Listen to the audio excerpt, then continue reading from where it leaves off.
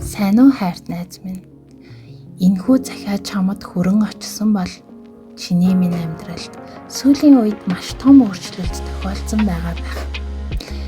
Миний өмнөх захиануудыг уншсан бол чи минь мэдэж байгаа болов уу? Гэр бүл гэдэг бидний амьдралын нэгэн том хэсгийг бүрдүүлж байдаг болохоор гэр бүлд орсон багахан ч гэсэн өөрчлөлт бидний амьдралд маш хүчтэй нөлөөлдөг. Хамгийн ойрын жишээ нь эцэг эхийн харилцаа хүүхдэд хэрхэн нөлөөлдөг талаар чи минь багахан ч гэсэн гадарлаж байгаа байх. Хүүхэд насны гэр бүлийн хүчирхийлэл, хүүхэд насанд үүссэн траума гэдэг ойлголтыг сүүлийн үед ихээр сошиал орчинд ашигладаг болсон байна. Гэхдээ яг энэ ойлголтын цаана бидний хизээж төсөөлөөгүй жижиг гэмээр зүйлс ч гэсэн багтдаг гэдгийг бидний олонх түнчлэн ойлгодоггүй болов уу? Траума гэдэг зүйлийг усанд хийсэн элсээр зүйрлэж болох юм.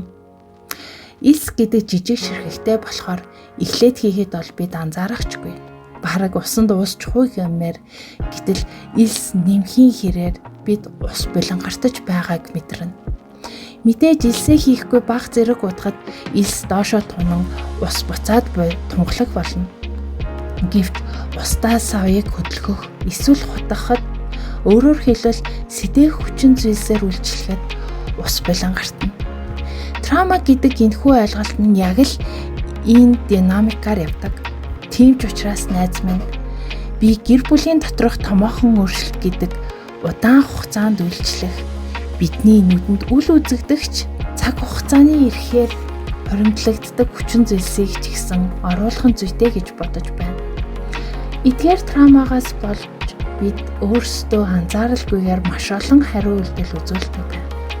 Өнөөгийн бидний нийгэмд маш түгээмэл тохиолдож болохны жишээг татаж үзвэл гэр бүлийн аль нэг гишүүн арх ууж цаашлан агсан согтуу тавьдаг гэр бүлд өссөн эмэгтэй хүн өөрийн гэр бүлтэй болсны дараа нөхрийгөө чанга дуугарч эхлэхэд үйдэл өөрийн мэдлэгүй холдон цухтах хариу үйлдэл үзүүлдэг болсон байна. Энэхүү үйлдэлээ ухаараагүй эсвэл энэ үйлдэлийн цаана айдас байгаа гэдгийг төхөр ойлгохгүй бол энэ хос цаашид хамт амьдрах тун хэцүү болов.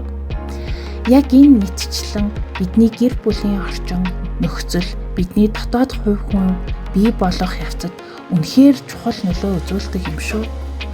Энэхүү захиагаар чиний итгэл танд панда чамд өөрийн мэдлэгийг бусдад өгдөг траумагаас шалтгаалсан хариу үйлдэлүүд байгаа бол түүнийг анзаарч эхлээрэй гэж хүсэж байна. Учир нь аливаа нэг үйлдэл үргэлж бид ямар нэг зүйлийг анзаарч өөрчлөх хэрэгцээ байгаа гэдгийг ойлгосноор эхэлдэг шүү дээ. Нэг үгүй хэлэх юм бол чиний итгэл танд панда миний би ч гэсэн өөрийгөө ажиглан баг зэрэг анзаарч зарим нэг зүйлсийг хүлээн зөвшөөрч эхлээд байгаа шүү. Тийм болохоор хайрт найз минь хамтдаа хичээцгээе. Хамтдаа чадна гэдэгт бат итгэдэг чиний итгэл танд пандагаас.